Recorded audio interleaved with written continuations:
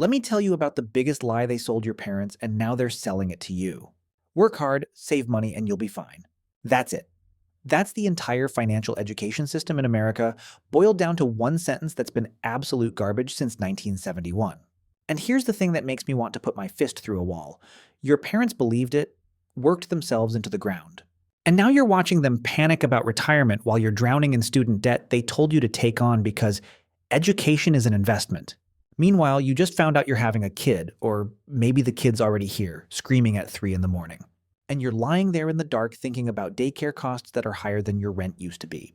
And you're wondering how the hell you're supposed to give this tiny human a better life when you can barely afford the life you have right now. So let's talk about something that actually works. Not some guru bullshit about side hustles or flipping houses or trading crypto at 4 in the morning while your baby screams. I'm talking about the actual mathematical truth that the wealthy have been using for generations while feeding everyone else garbage advice about lattes and avocado toast. I'm talking about how you take $250, the amount you probably spent on takeout last month without thinking about it, and turn your child into a legitimate multimillionaire by the time they're your age. Not through hustle culture, not through some complicated investment scheme. Through the single most powerful force in the universe that Einstein himself called the eighth wonder of the world. And it's something so simple that the financial industry has spent billions of dollars making sure you don't understand it, because if you did, you wouldn't need them anymore. Here's what nobody tells you about being born in America in 2026. You're playing a game where the rules were written by people who already won, and they keep changing the rules to make sure their kids keep winning while your kids start further and further behind. Your grandparents could buy a house for 3 times their annual salary. Your parents needed 5 times. You need 9 times. And by the time your kid is looking at houses, we're talking 12, 15 times annual salary if the pattern continues. But here's the thing, and this is where it gets interesting. Those same people who rigged the housing market, who destroyed the value of wages, who turned education into a debt trap, they left one door open. They had to, because they need it for themselves. And that door is called the stock market, specifically index funds, and specifically the compound interest that happens when you start early enough that time itself becomes your weapon. Let's do some math that'll make you angry first, then hopeful. The median household income in America right now is about $75,000. Sounds decent until you realize that after taxes, you're looking at maybe $55,000 take-home. Rent or mortgage.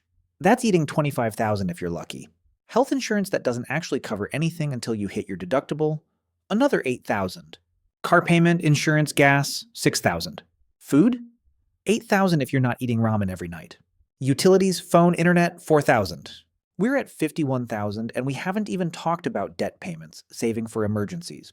Or the fact that your kid needs diapers that cost more per unit than printer ink, which is already the biggest scam in consumer products. You're looking at maybe $4,000 a year of actual discretionary income. And that's if nothing goes wrong, which something always does because that's how life works when you're not rich enough to have a buffer. This is why the standard advice is insulting. Just save 10% of your income. Cool. That's $7,500 a year from gross income, except you don't have $7,500 because you just did the math with me and you know you're barely breaking even. Cut out unnecessary expenses. What expenses? The streaming service that costs less than a single movie ticket? The coffee that's the only thing keeping you from driving your car into a wall during your commute? This is the trap. They've structured the economy so that survival costs almost everything you make. And then they blame you for not saving.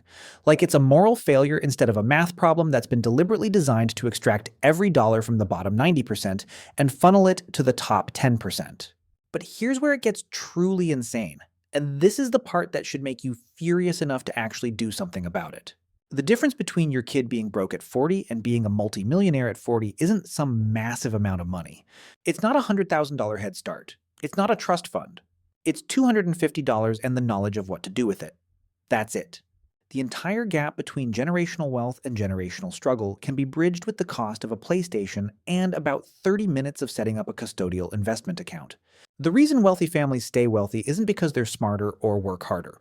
It's because they understand this one concept and they start their kids early while everyone else is being told to focus on saving for a house they'll never afford or paying off debt that's designed to be unpayable. Let me paint you a picture of what actually happens in your brain when you're stressed about money, because this matters for understanding why you can't just save more through willpower.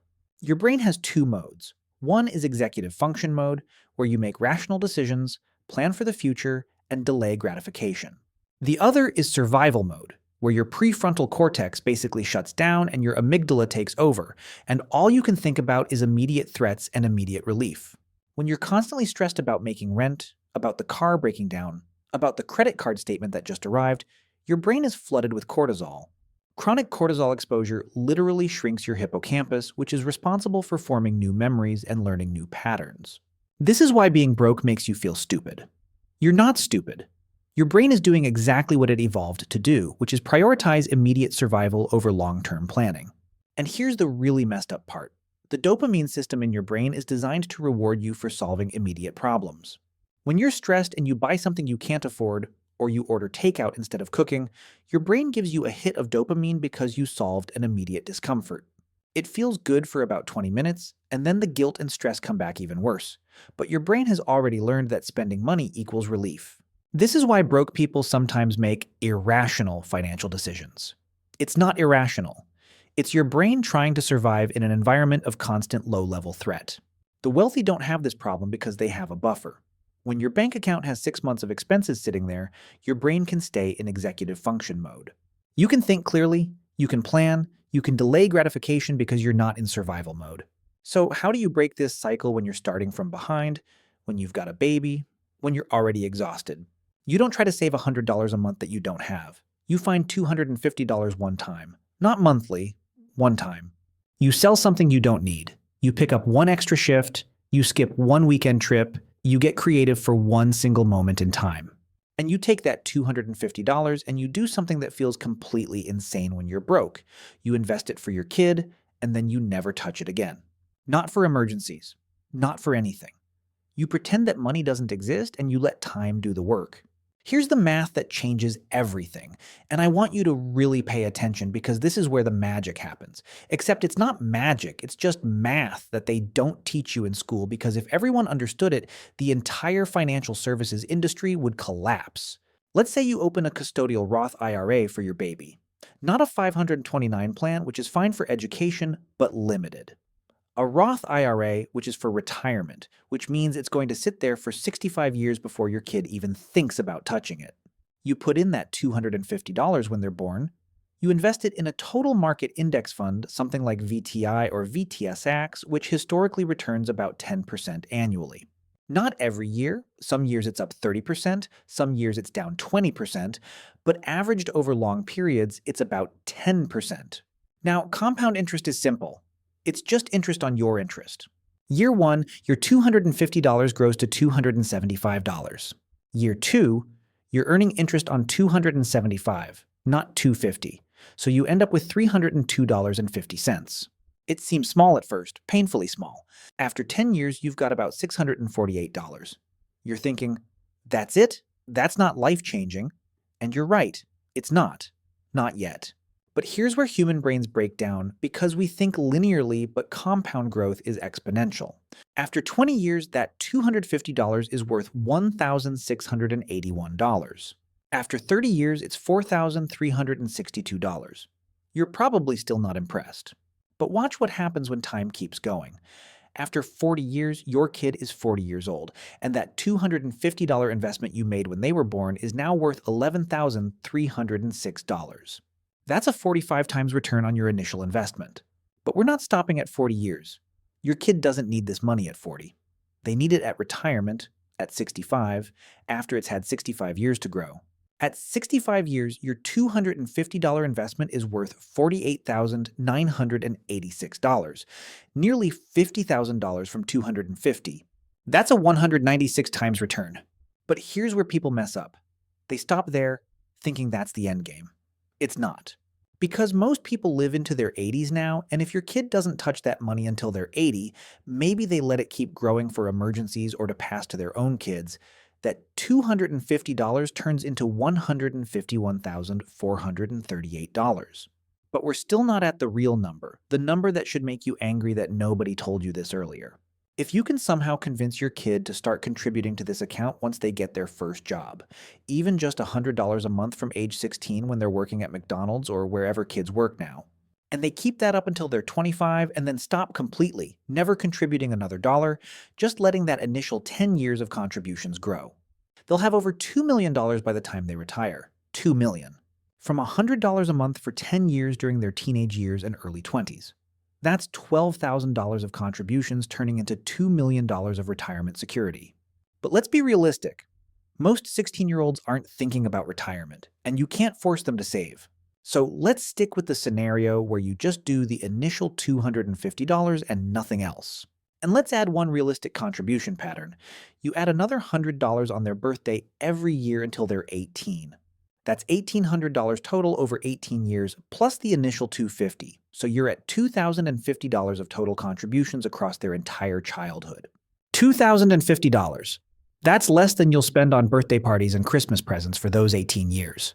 With that contribution pattern, assuming the same 10% average return, your kid has approximately $122,000 by age 65.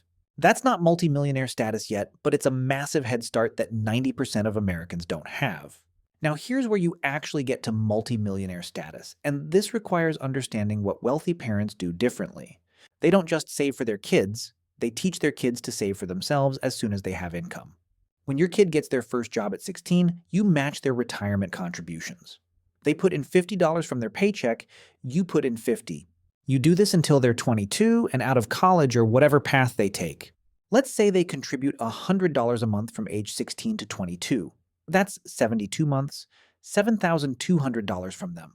You match it, so that's $14,400 total going in during those 6 years. Combined with your childhood contributions, you're now at about $16,450 of total money that went into this account. At age 65, with that contribution pattern and no additional contributions after age 22, your kid has approximately $1.2 million. Multi-millionaire status achieved. The total amount of actual cash that went in, $16,450 over 22 years. That's about $62 a month averaged out. The amount that came from you? About $9,250 over 22 years. That's $35 a month. You spent $35 a month your kid contributed during their working teenage years, and they retire a millionaire.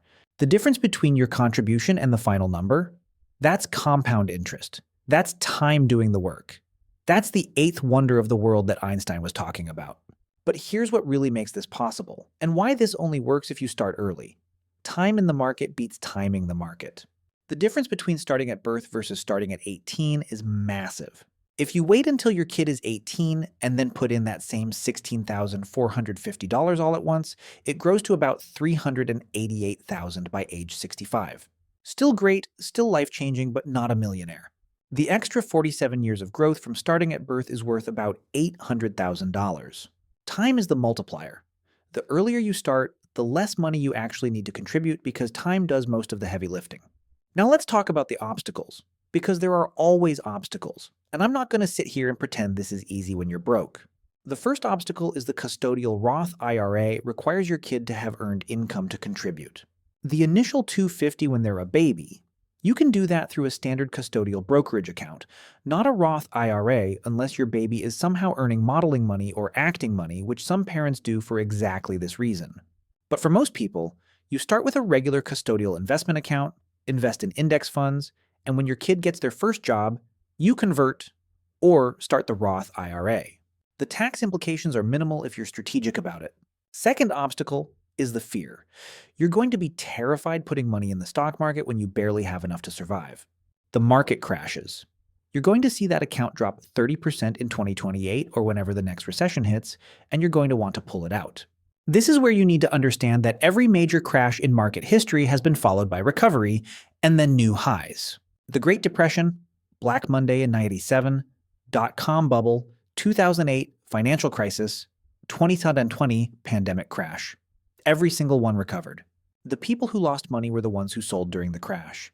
The people who got wealthy were the ones who held through the crash or bought more during the crash.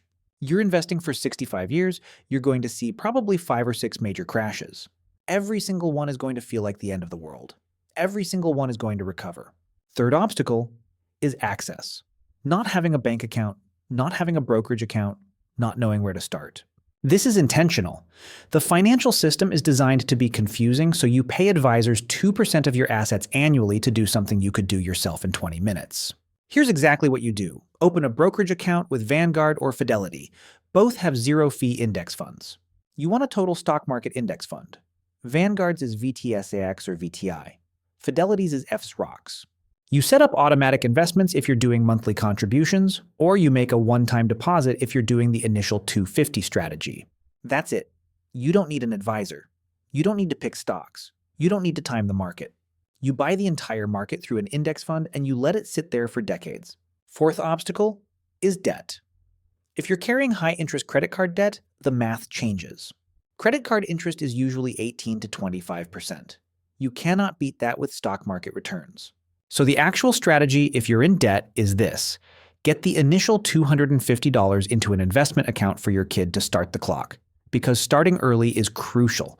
But then, before you add any more to their account, you attack your debt with everything you have. Every extra dollar goes to the highest interest debt first. Once you're out of high-interest debt, then you start the monthly contributions to your kid's account while simultaneously building your own emergency fund and retirement savings. This is where the philosophy part comes in, because none of this matters if you don't understand what you're actually doing. You're not just building wealth for your kid, you're breaking a cycle. You're teaching them that money is a tool for freedom, not a source of stress. You're showing them through your actions that delayed gratification works, that patience works, that the system is rigged, but there are still paths through it if you know where to look. When your kid turns 18 and you show them that account statement with tens of thousands of dollars that grew from your initial contributions and their teenage job contributions, you're teaching them the most important financial lesson they'll ever learn. That wealth isn't about income, it's about what you do with income over time. Most people never learn this. They chase higher salaries thinking that's the answer. And then they get the higher salary and somehow they're still broke because their lifestyle inflated to match their income. This is called lifestyle creep, and it's the silent killer of wealth building. You make $40,000, you spend $40,000. You make $80,000, you spend $80,000. The amount you save stays exactly the same, zero. The way to break this is to automate your savings and investments before you see the money. When your kid gets that first job, you teach them to set up automatic transfers on payday. First thing that happens when money hits their account is 20% goes to savings and investments. They never see it. They never miss it. They build their lifestyle around the remaining 80%, and that 20% grows into millions over their lifetime. Here's what this looks like in practice. Your kid graduates college, gets their first job paying $50,000 a year. Everyone tells them they deserve a nice apartment, a new car to enjoy their youth. If they follow that advice, they'll spend all $50,000, probably go into debt, and start their adult life behind. But if you've taught them this system, they automatically save $10,000 a year from that first job. They live like they make $40,000, which is still way more than you were making at their age anyway. They do this for 10 years from age 22 to 32. That's $100,000 contributed. Then they stop. They never contribute another dollar to retirement, just let it grow. At 65, that $100,000 has grown to $3 million. $3 million. From 10 years of disciplined saving in their 20s. Meanwhile, their college roommate who spent everything in their 20s decides to get serious about retirement at 35. They save $15,000 a year, which is more than your kid was saving, and they do it for 30 years until they're 65. They contribute $450,000 total, way more than your kid's $100,000. But because they started 13 years later, they only end up with $2.7 million at retirement. They contributed 4.5 times more money and ended up with less. That's the power of starting early.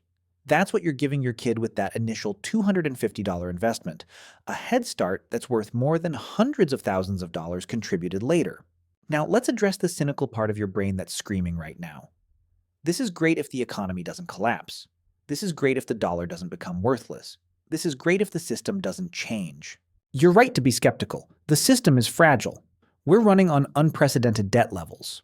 Climate change might reshape everything. AI might eliminate most jobs. But here's the thing. If the system collapses so completely that the stock market becomes worthless, your cash becomes worthless too. So does your house. So does everything except maybe physical gold and canned goods. You can't plan for total collapse because there's no winning move in that scenario. What you can plan for is the most likely scenario, which is that the system continues stumbling forward like it has for the last 100 years, with crashes and recoveries, with inflation and corrections, but with an overall upward trajectory that rewards patient investors. And even if you don't believe in the stock market, even if you think it's all a house of cards, the alternative is worse. The alternative is keeping your money in a savings account earning 0.5% interest while inflation runs at 3 to 4%, which means you're losing 2.5 to 3.5% of purchasing power every single year. That's a guaranteed loss. At least with the market, you have historical data showing that patient investors win over long time periods. Since 1926, the stock market has had an average annual return of about 10%. It's had multiple crashes.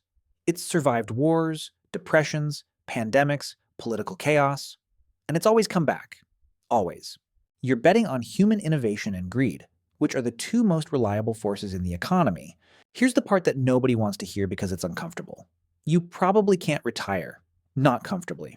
Not if you're reading this and you're already in your 30s or 40s without substantial savings. The math doesn't work. Social Security will still exist, but it'll be cut probably by 20 to 30%, and it was never meant to be a full retirement anyway. If you're starting from zero in your 30s, you need to be saving 20 to 30% of your income to retire at 65 with enough to maintain your lifestyle. Most people can't do that. But your kid can retire comfortably if you start them early. You might be working until you're 70. That's the reality. But you can give your kid the gift of not having to work until they're 70. You can break the cycle. That's what this is really about. The practical steps, because theory without action is just entertainment. Step 1, find $250. Sell something. Work overtime. Skip something. Find it. Step 2, open a custodial brokerage account at Vanguard or Fidelity. This takes 20 minutes and requires your social security number and your kid's social security number. Step 3, deposit the $250 and buy a total market index fund. Step 4, set a calendar reminder for your kid's birthday every year. Add $100 if you can, even $50 if you can't. Step 5, when your kid gets their first job, open a custodial Roth IRA and teach them to contribute. Match their contributions if possible. Step 6, never touch this money. Never. Not for emergencies, not for college, not for anything. This is retirement money. This is freedom money. Step 7, teach your kid what you're doing and why. Show them the account statements. Explain compound interest. Make them understand that wealth isn't mysterious or lucky, it's mathematical and patient. When they understand this at 15, 16, 17, they're going to make different decisions than their peers. They're not going to finance a new car at 23% interest. They're not going to take out 6 figures in student loans for a degree that doesn't pay. They're going to think like an investor, and that mindset is worth more than the money itself. The final piece is understanding what money actually buys. It doesn't buy happiness. That's been studied extensively, and happiness plateaus around $75,000 of annual income. More money beyond that doesn't make you happier day to day. What money buys is freedom. Freedom to leave a job you hate. Freedom to take a year off when your parent is dying. Freedom to start a business without risking homelessness. Freedom to say no. That's what you're giving your kid. Not a fancy lifestyle, not luxury, freedom. The freedom to make choices based on what they want to do rather than what they have to do to survive. That's the entire game. And here's why this matters in 2026 specifically. We're at a point where the wealth gap is wider than it's been since the 1920s. The middle class is disappearing. You're either going to be wealthy or you're going to be struggling, and the difference is going to come down to knowledge and early action. The people who understand these systems are going to build generational wealth. The people who don't are going to work until they die. It's that simple and that brutal. You can be angry about it, and you should be angry about it. But anger without action just makes you bitter. Action is opening that brokerage account. Action is making that first deposit. Action is teaching your kid that the system is rigged, but here's how you navigate it anyway. Stop complicating it. Start getting free.